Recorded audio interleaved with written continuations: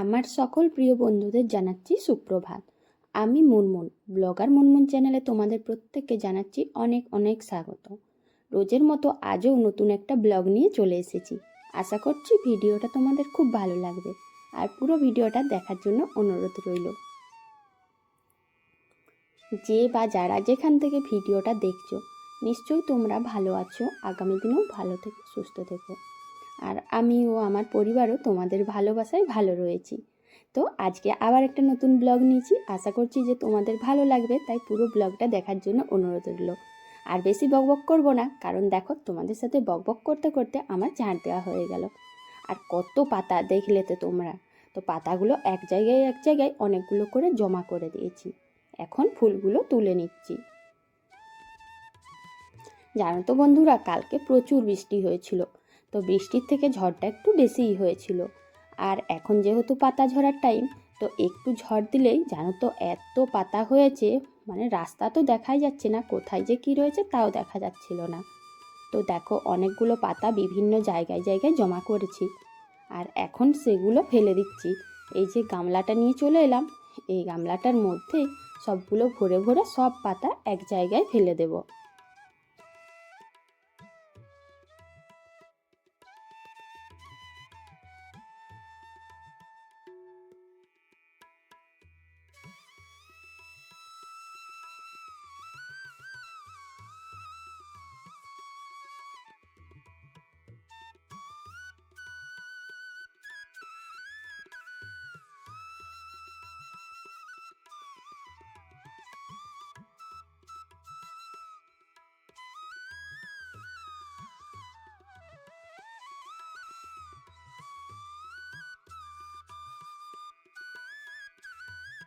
গাছের মধ্যে যখন পাতা থাকে তখন বোঝায় না যে এত পাতা। আর দেখো এই সময় যখন পাতা ঝরার টাইম, কদিনের মধ্যে এত পাতা ফেলি, মনে হয় রাজ্যের সব গাছের পাতা মনে হয় আমাদের উঠোনটাই পড়ে আছে। তো যাই হোক, এখন সব পাতাগুলো কুড়িয়ে নিলাম, আর সঙ্গে ওই যে ঝাঁটানোর সময় যা যা বালি উঠেছিল, একটু যেগুলো মোটা মোটা বালি রাস্তায় চললে তো পায়ে লাগবে, তো সেইগুলোও তুলে দিলাম।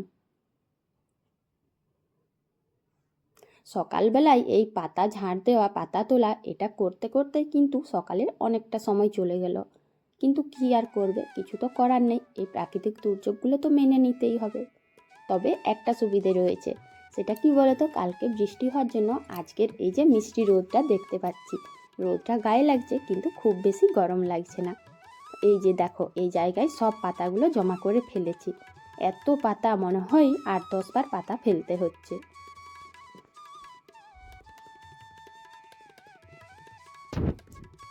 ঝড় বৃষ্টির জন্য পাতা ফেলতে ফেলতে অনেক বেলা হয়ে গেছে, আর সেইগুলো তো পরিষ্কার করতেই হবে, কিন্তু তার সঙ্গে রোজগারের মতন যে বাসি কাজকর্মগুলো থাকে সেগুলোও তো করতে হবে।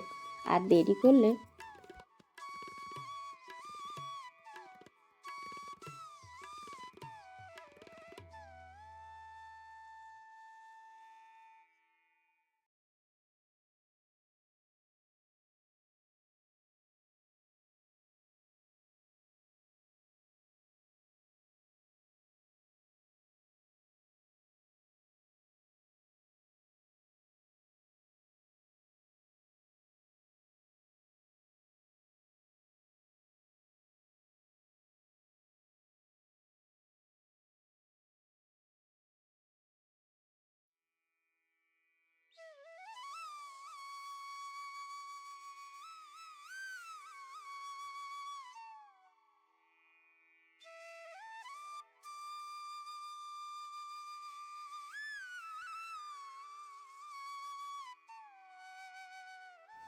আমার কিছু মিষ্টি মিষ্টি বন্ধু রয়েছে যারা খুব সুন্দর সুন্দর কমেন্ট করো, আর সেই সুন্দর সুন্দর কমেন্টগুলো পড়লে সত্যি মনটা খুব ভালো লাগে। তো তাদের সবাইকে জানাচ্ছি অনেক অনেক ধন্যবাদ, আর তোমাদের জন্য রইল অনেক ভালোবাসা। তো আমার এই চলার পথে যারা যারা আমার পাশে রয়েছে তাদেরকে আবারও জানাচ্ছি অনেক ধন্যবাদ।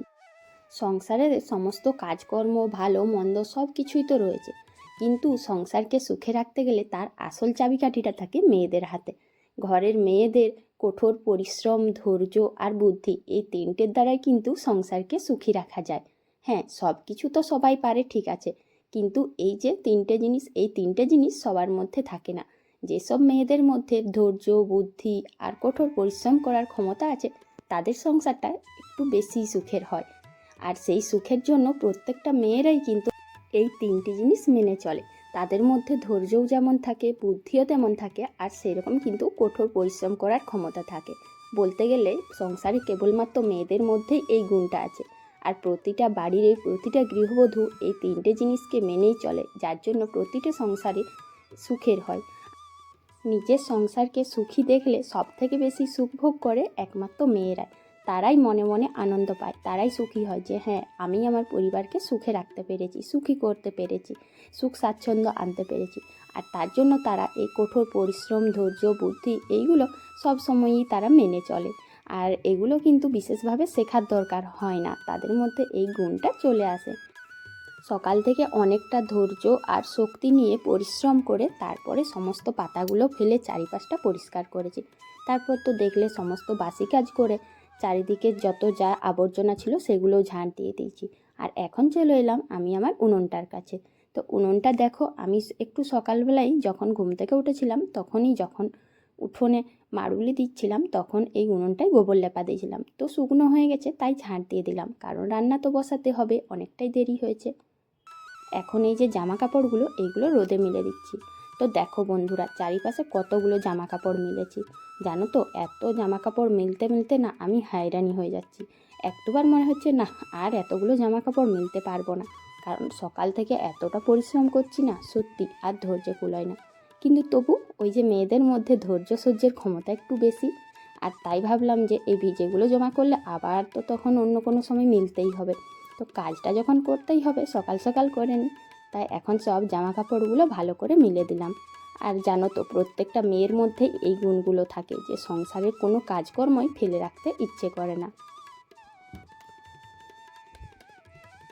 ওখান থেকে মিলে এসে চলে এসেছিলাম রান্নাঘরে। আর রান্নাঘরে দেখো, এই যে এই জায়গাটায় আমি কিন্তু সবজি কাটিনি। আজ আমি বেঞ্চিতে উঠেই, আমাদের যে বেঞ্চিতে আমি সবজি কাটি তোমরা তো দেখেইছো, সেখানে সব সবজিগুলো কেটে আমার এই উনুনটার কাছে রেডি করে নিলাম। আসলে কি বলো তো বন্ধুরা, অনেকটাই দেরি হয়ে গেছে, তাই একটু বুদ্ধি না খাটালে রান্নাতেও আবার দেরি হবে।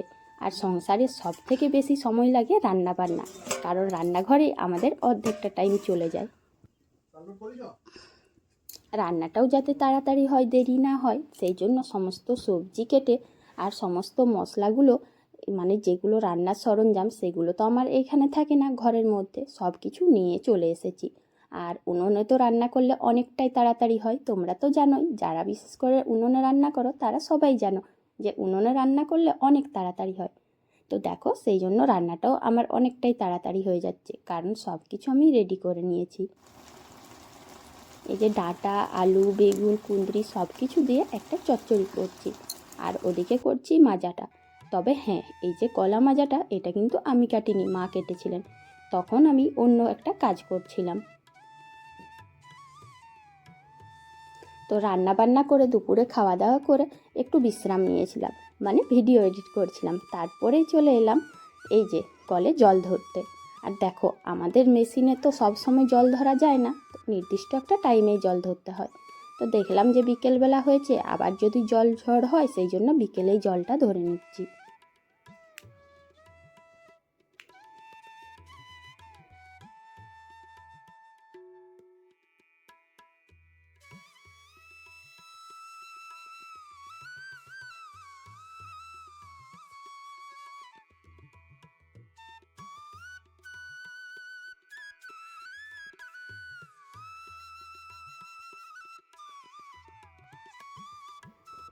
যখন বৃষ্টি বা জল ঝড়ের টাইম হয়, মানে যখন বলা থাকে যে বৃষ্টি হতে পারে, তখন একটু বেশি সচেতন থাকতে হয়।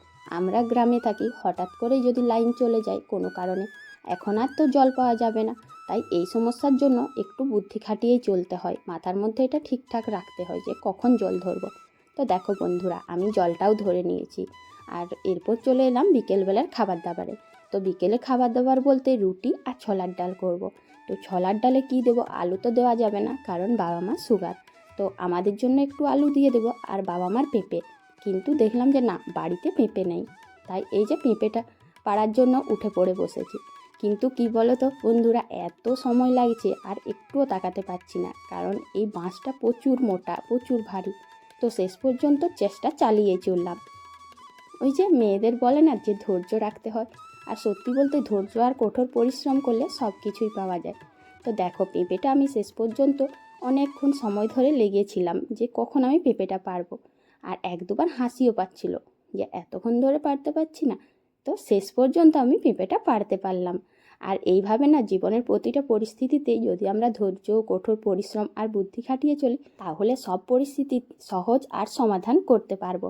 তো দেখো, আমি পেঁপেটাও পেরে নিলাম। প্রথমে তো ধৈর্যে কুলোচ্ছিল না, তারপর একটু বুদ্ধি খাটিয়ে লাঠিটা অন্যদিকে করে একটু তাড়া দিয়েছিলাম, যার জন্য পড়ে গেল পেঁপেটা।